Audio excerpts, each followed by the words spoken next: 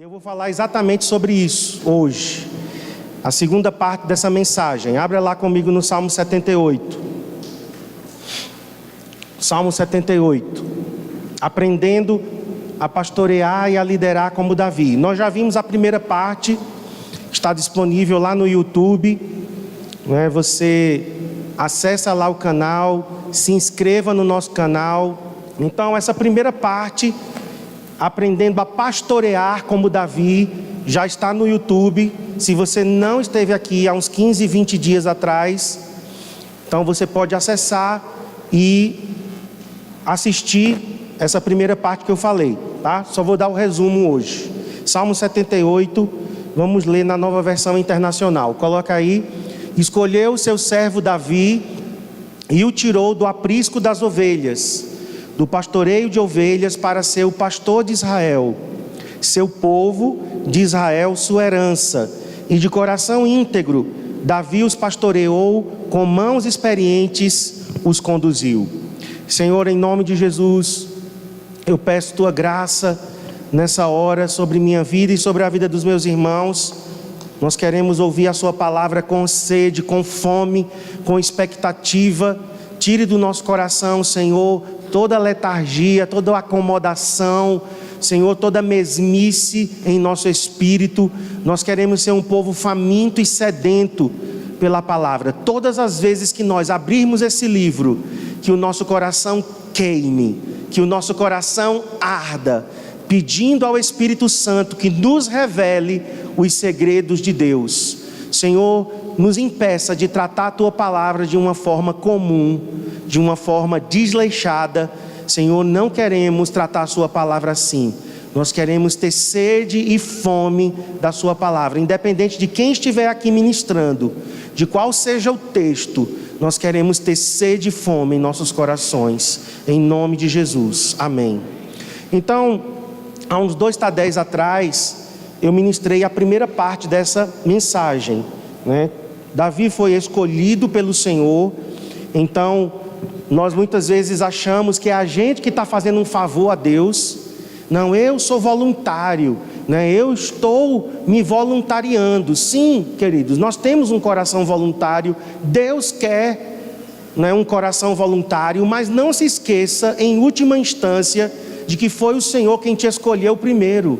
Jesus disse: não fostes vós quem me escolheram, eu escolhi vocês para que vocês possam ir e dar fruto. Então a escolha em último lugar procede de Deus.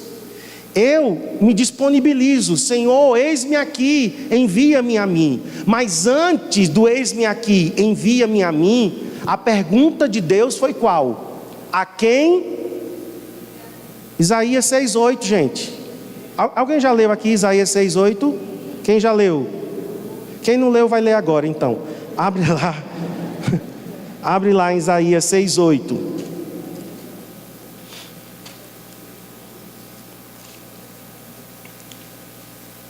Depois disto ouvi a voz do Senhor que dizia: a quem enviarei? E quem há de ir por nós? Disse eu: eis-me aqui, envia-me a mim. Então a gente vê o coração voluntário de Isaías, mas a gente não pode esquecer que em primeiro lugar o chamado procedeu de quem? De Deus. Diga comigo: o chamado procede de Deus. A minha resposta vem depois. Então nós temos um coração voluntário? Sim. Citei aqui o Salmo 110. O teu povo se apresentará diante de ti naquele dia, no dia do teu poder, com coração voluntário. Mas não se esqueça, é Deus quem nos chama. A outra coisa que eu falei naquele Tadel foi o coração de servo. Voltando lá para o Salmo 78, diz: escolheu a Davi seu servo. Então Davi, ele tinha algo que agradava a Deus, um coração de servo, um coração disponível, que estava disposto sempre a servir. Eu contei meu testemunho naquele Tadel, falei que eu escolhi o lugar que eu queria servir, as pessoas que eu queria servir, e na verdade o Senhor me mostrou que eu tinha que estar disponível para servir em qualquer lugar, a qualquer pessoa, que eu não poderia ficar fazendo acepção e dizendo a Deus a forma como eu iria servir. Eu não sei se você se lembra dessa parte, mas um coração de servo não escolhe qual é o serviço, se é melhor, se é pior, se é numa cidade grande, se é numa cidade pequena, se eu vou ministrar para rico, se eu vou ministrar para pobre. A gente não tem, um coração de servo não tem essa característica. O servo serve, quer agradar o seu Senhor. Depois então, nós vimos, que Davi, ele era servo cuidando de ovelhas. Deus encontrou Davi lá no redil, lá no aprisco das ovelhas. Foi lá, Deus viu aquele menino servindo as ovelhas do seu pai, e então levantou Davi como pastor de Israel. E eu disse que todo pastor tem cheiro de ovelha, Você precisa estar no meio das pessoas. Também contei uma parte do meu testemunho, que eu não me envolvia com pessoas, que eu gostava de papel, computador, tecnologia, mas de 2007, no início já do CCA, Deus começou a alargar o meu coração para que eu pudesse estar e amar estar no meio das pessoas. Então, nós precisamos ser pessoas do povo. Se eu quero pastorear, eu não posso pastorear do púlpito. Daqui eu ensino, daqui eu prego, mas pastoreio só acontece quando eu estou misturado com as minhas ovelhas. Então, como líder de célula, você tem que estar junto, misturado, um grande purezão de batatas, Você precisa estar disponível para receber pessoas na tua casa. Você precisa ir na casa das pessoas, Perder essa vergonha. Muitas vezes é um pudor desnecessário. Não quero incomodar. Irmãos, nós precisamos entender que nós estamos em família. E se por acaso a pessoa não puder nos receber, ela deve ter liberdade de dizer: agora não, hoje não, depois a gente marca. Mas a gente não pode, Muitas vezes eu vejo pessoas assim: não, pastor, eu não quero ir na casa de fulano porque eu não quero incomodar. Isso não existe, irmãos. Nós precisamos, claro, perguntar à pessoa, avisar. A gente pode telefonar, mandar uma mensagem perguntando se a pessoa está em casa, às vezes para não chegar assim de repente, ter cuidado para não fazer essas visitas exatamente na hora das refeições, Vou fazer visita, mas vai ser na hora do almoço, porque eu já pego o rango, já fico para o lanche da tarde, já tomo um cafezinho da noite, tomo um chazinho 9 horas da noite, E antes das 11, ainda a gente come ainda uma fatiazinha de torta, e lá para meia-noite eu saio. Não é isso que eu estou falando. A gente precisa ter Simancol. Você precisa tomar uma dose desse xarope, Simancol. A gente sabe como ir, como proceder, a gente pergunta à pessoa, mas você tem que ter essa liberdade, tá? Porque às vezes a gente está liderando, discipulando, e fica aquela coisa: eu não sei se eu sou bem-vindo, eu não sei se eu vou. Não podemos ter esse coração. Nós precisamos ter um coração de família. Amém?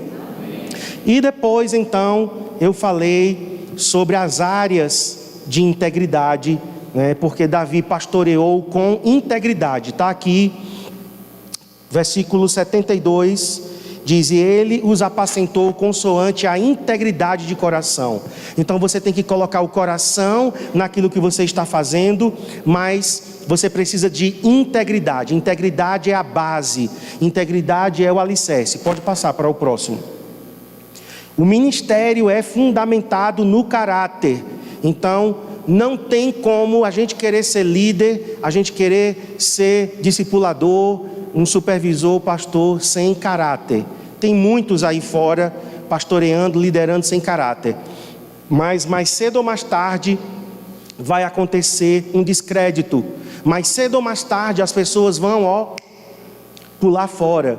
Porque quando não há integridade é um barco furado. Não é verdade? Você depositaria, imagina que você ganhou aí uma indenização no seu trabalho de 100 mil reais. E aí chega um banco em Garanhuns chamado Banco da Sulanca. Aí não abriu em Garanhuns um banco chamado Banco da Sulanca. Você pegaria os seus 100 mil reais de indenização e depositaria no Banco da Sulanca? Eu não. Por quê? Porque eu não sei da integridade desse banco. Eu depositaria no Banco do Brasil, sim? Na Caixa Econômica. Por quê? Porque são instituições de credibilidade. Se o Banco do Brasil, irmãos, quebrar, se a Caixa Econômica quebrar, o Brasil quebra junto e quebra o mundo também junto. Que hoje é assim, né? Então a gente só deposita nossa confiança em pessoas íntegras. Se você é um líder de célula, se você é um discipulador e você tem uma língua de trapo, ninguém vai confiar segredos a você. Eu não confiaria. Você confiaria em alguém que fica falando? A gente precisa pedir permissão. Pedir permissão.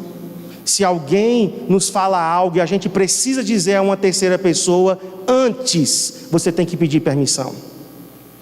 Então isso é integridade. Saber guardar segredos, isso é integridade. Não fofocar, isso é integridade. Está insatisfeito? Resolver com a pessoa que você está insatisfeita. Sentar, conversar, ser transparente. Isso tudo, irmãos, fala de integridade. Integridade é quando você recebe dinheiro a mais e você devolve. Integridade é quando você recebe a nota, né? E de vez em quando eu sou testado nisso. Eu prego e sou testado. Agora mesmo, não estou lembrando agora. Foi esses dias. Eu comi e quando eu olhei... sim, foi na viagem de volta, sábado. Estávamos voltando, né? De 3 dias que a gente tirou para descansar, depois da conferência. E nós paramos numa lanchonete, fizemos um pedido e eu paguei. Ia pegar o dinheiro, o troco e botar no bolso. Mas aí Cristiane sempre diz: olha a nota, Marcos. Nesse dia ela não disse.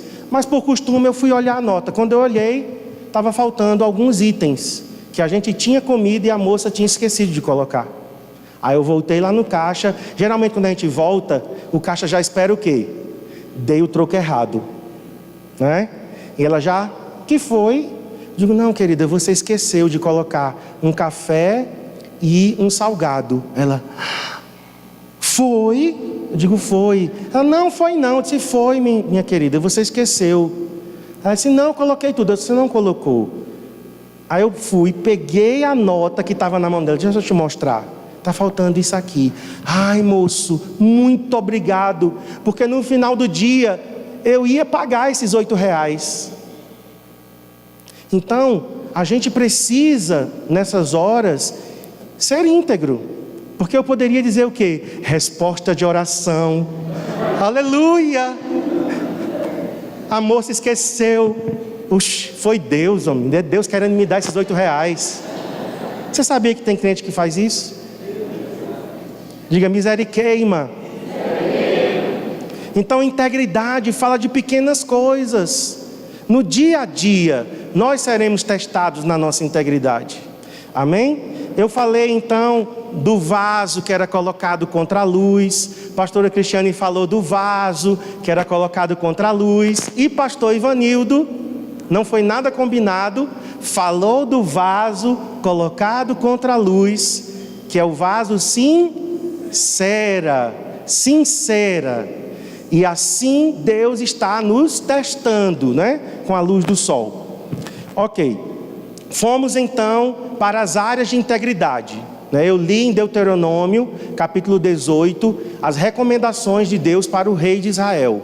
Não podia multiplicar para si mulheres, não podia multiplicar para si cavalos e não podia colocar o coração no ouro. Então, todos nós devemos ter cuidado com a barra da saia, a barra do ouro e a barra da fama, certo?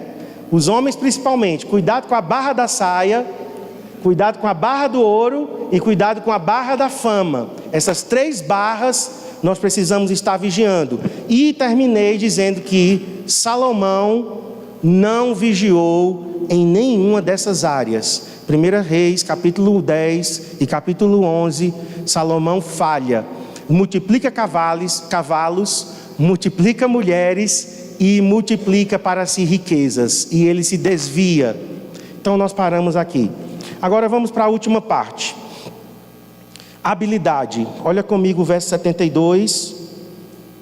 E ele pastoreou de acordo com a integridade de seu coração.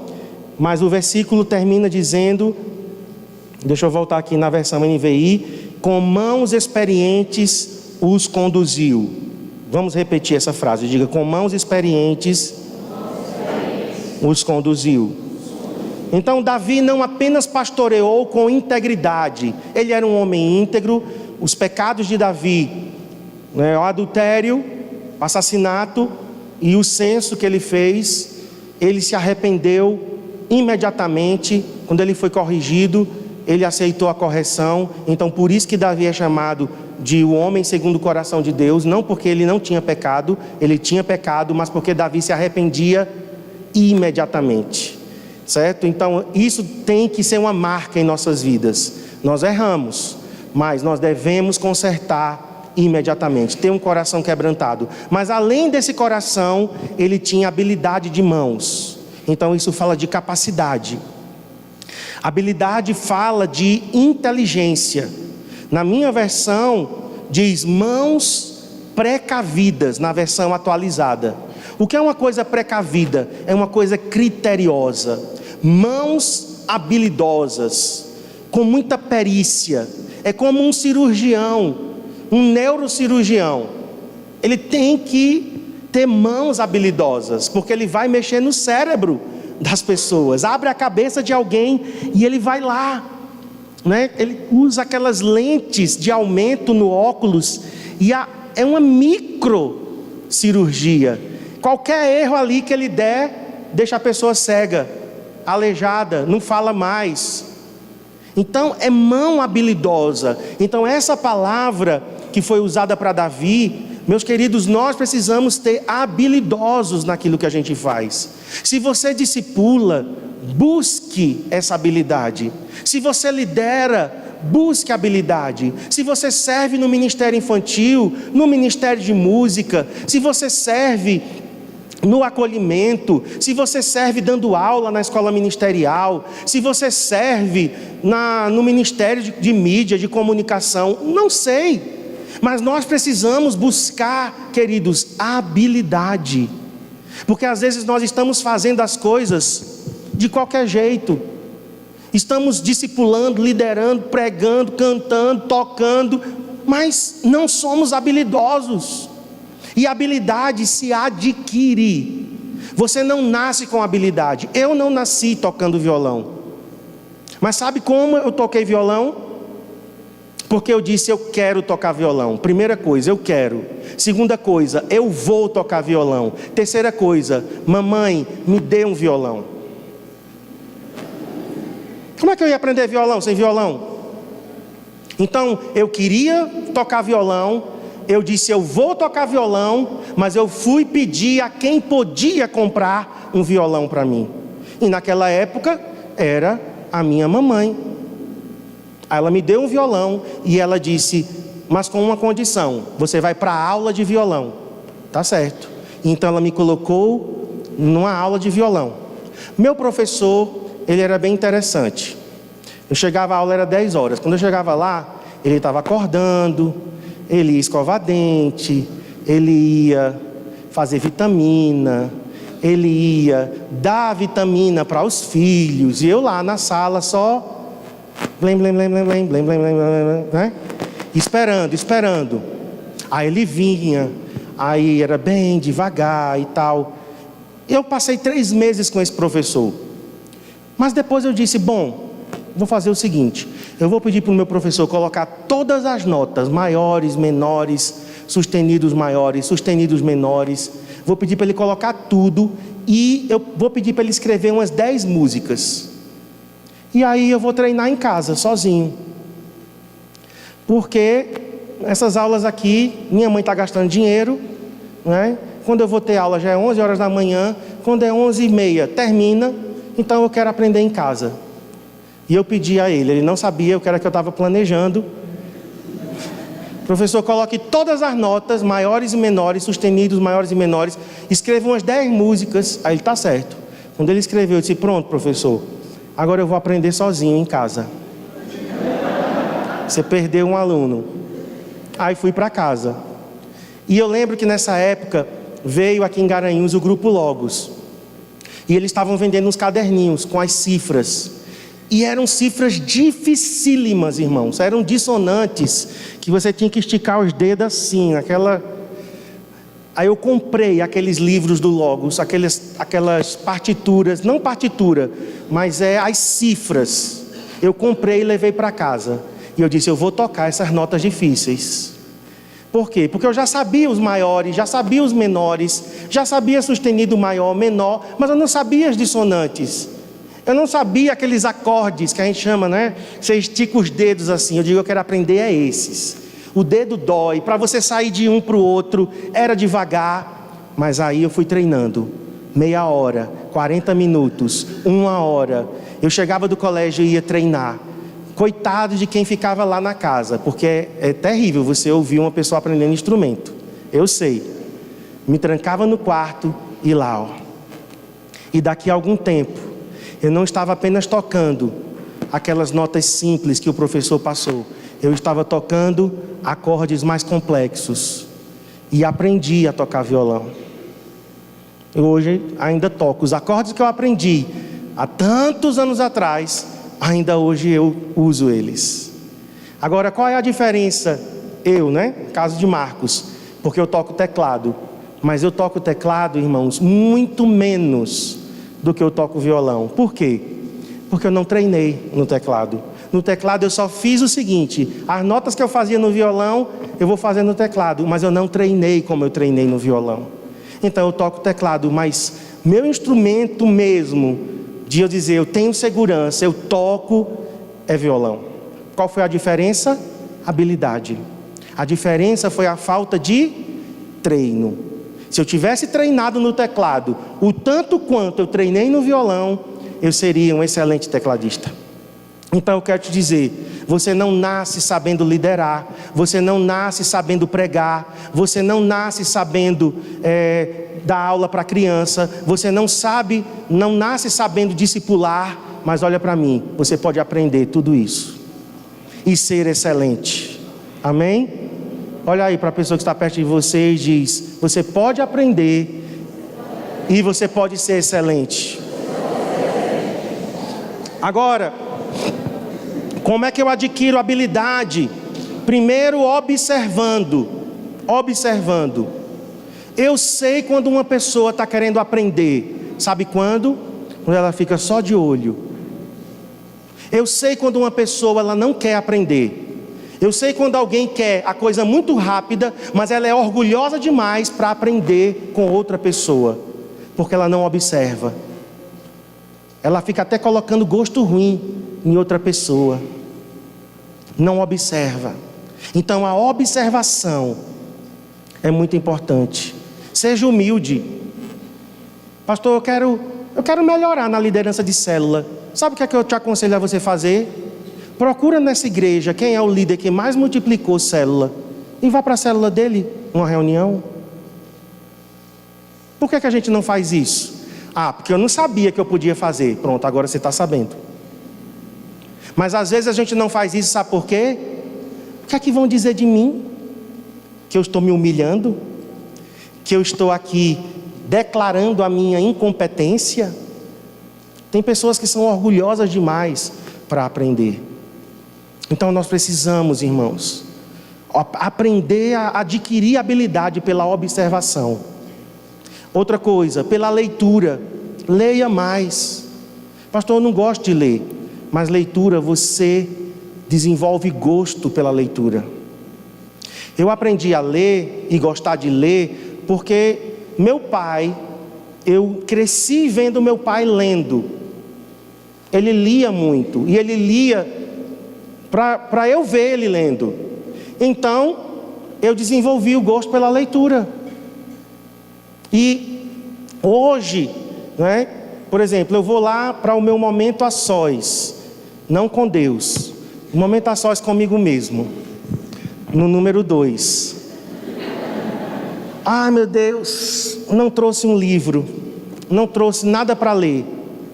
Aí eu pego, abro uma portinha que tem lá e pego o shampoo.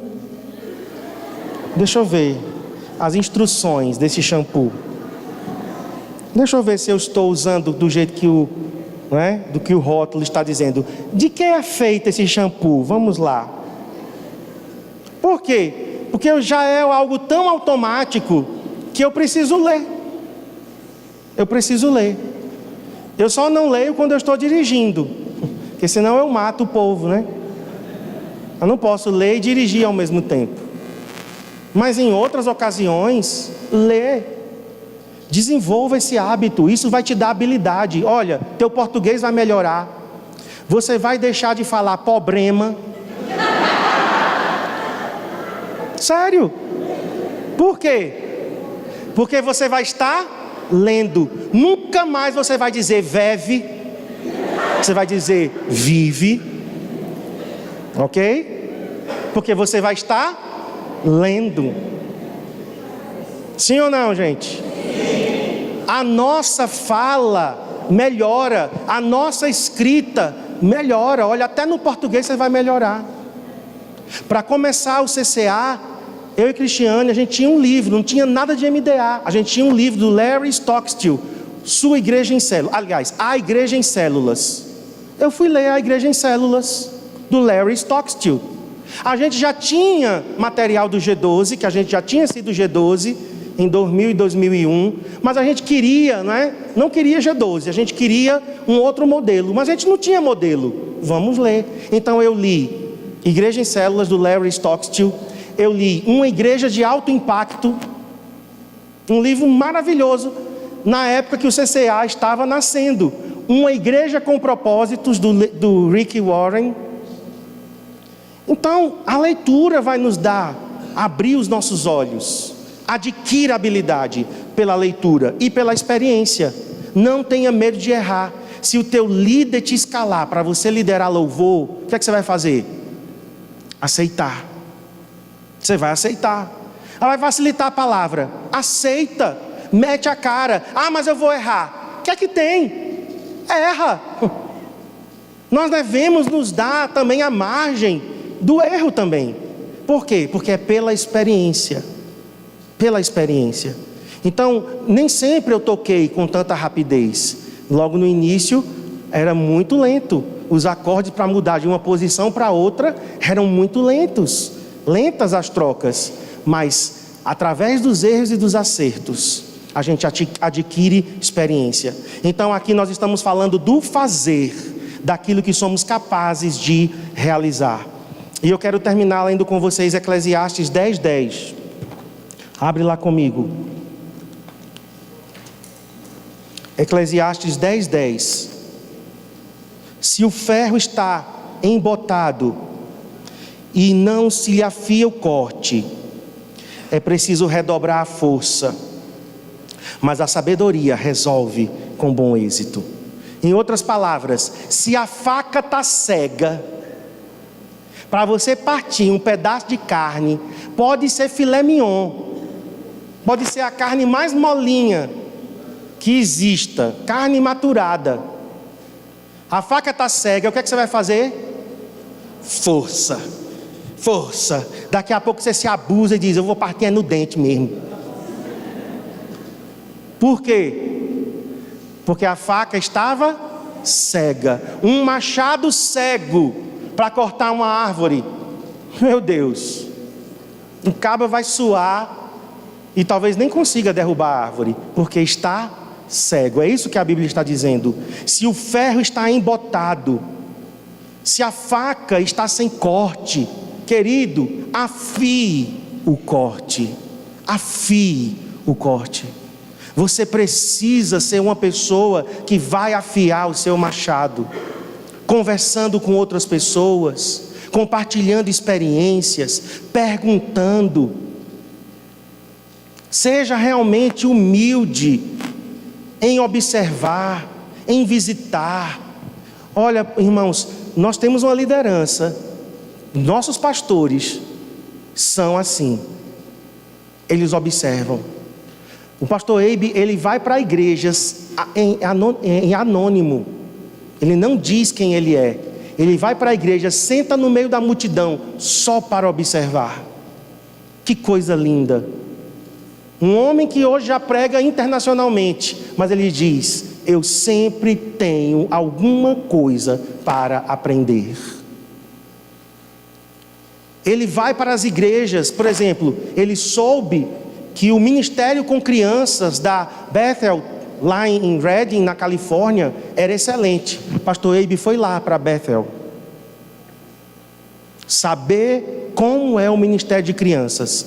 Mas a gente já é expert em discipulado, a gente já é expert em células, mas tem alguém que é melhor do que eu em crianças, na adoração, na consolidação, na integração, na recepção das pessoas.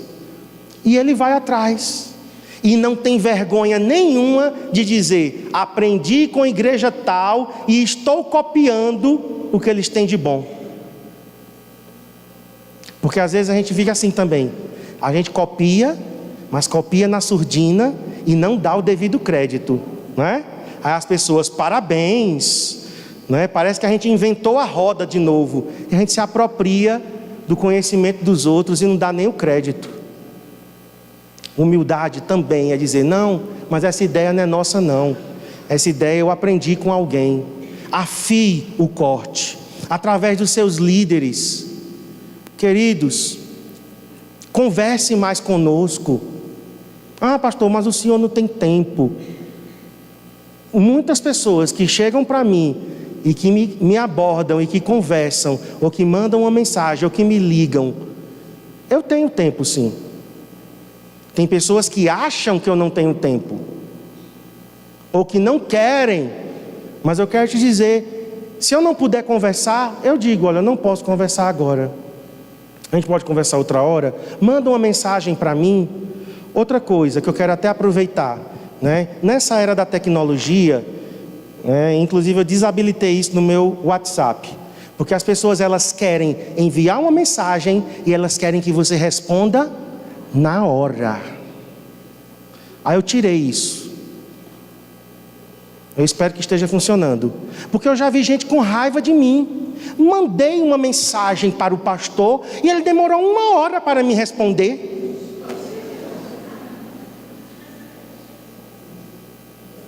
Eu respondo, faço questão de responder todas as mensagens que me enviam, mas nem sempre naquela hora eu posso responder. Mas eu faço questão de responder. Às vezes eu esqueço. Por quê? Porque eu visualizo, eu digo: não, daqui a pouco eu respondo. Aí não respondo. Mas aí eu me humilho, peço perdão, porque eu visualizei sua mensagem e não respondi. Não é descaso, não é que eu sou inacessível, não. Eu quero ser sempre acessível. Eu quero que qualquer pessoa, da pessoa nova convertida até os pastores, da pessoa mais nova até a mais velha, eu quero que essas pessoas possam ter acesso, porque a gente precisa passar adiante aquilo que nós temos recebido. Então pergunte a nós, pergunte aos seus supervisores, seus líderes, faça questão de aprender, de saber, de ouvir o testemunho, de ouvir as experiências, através de pessoas mais experientes, lendo bons livros, participando de eventos. Hoje nós temos tantas opções, ouvindo boas mensagens. A gente não vai viver de evento em evento, não estou dizendo isso, mas a gente pode aproveitar bem as oportunidades. Olha, irmãos, essa conferência agora que nós tivemos, as palavras que a gente teve aqui, segunda e terça, em nada deixaram a desejar das palavras que a gente ouve em Santarém e Fortaleza. Ou seja, quem não veio foi quem perdeu. Podia estar aqui afiando o machado. E às vezes, não, estou com preguiça, estou com sono. Dorme outra hora, dorme outro dia. Mas não perde as oportunidades. É por isso que eu até fiz questão de apresentar o pastor, né? Ele está mandando mensagem para mim, né? Ele está pegando no pé, pastor, eu quero aprender. Quando você encontra alguém assim, eu lembro de eu e Cristiane, lá em 2009. A gente correu atrás, a gente se humilhou, a gente foi para Fortaleza, a gente se ofereceu para o pastor Ivanildo e a pastora Cléia. Nós nos oferecemos. O pastor Eibe disse, não sei se eles podem discipular vocês não. Digo, mas a gente quer eles, pastor. Conversem com eles. E começamos a ser discipulados. Eu lembro quando nós fomos a primeira vez de férias. Cristiane mal conhecia a pastora Cléia, não tinha contato ainda. Chegamos na conferência, pastor, janeiro a gente está aqui de férias, viu, na sua casa. Ele, a gente vem aqui passar uns dias com o senhor. Ainda vai trazer os 2 meninos, viu? Assim, descarado mesmo, né? Levei 1 litro de óleo de peroba no carro, cara de pau mesmo. Por quê? Porque a gente queria aprender, meus irmãos. A gente queria aprender. Vamos orar, vamos ficar em pé.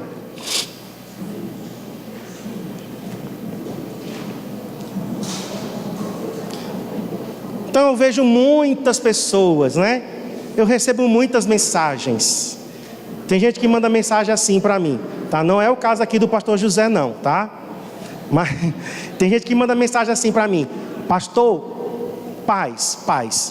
Pastor, resuma, quando eu ouço isso, resuma o segredo do crescimento do CCA. A vontade que dá de responder, querido, não dá para resumir 9 anos em 2 linhas. Resuma? Não é resuma.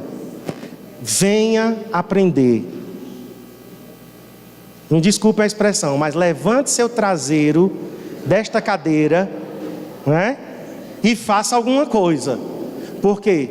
Porque nós compramos material, nós fomos a conferências e ainda vamos, íamos de férias e ainda vamos ser discipulados em São Paulo e ainda vamos. Sempre que tem alguém na região, fulano de tal está em Recife, posso trazer para Garanhuns? Pode, eu trago.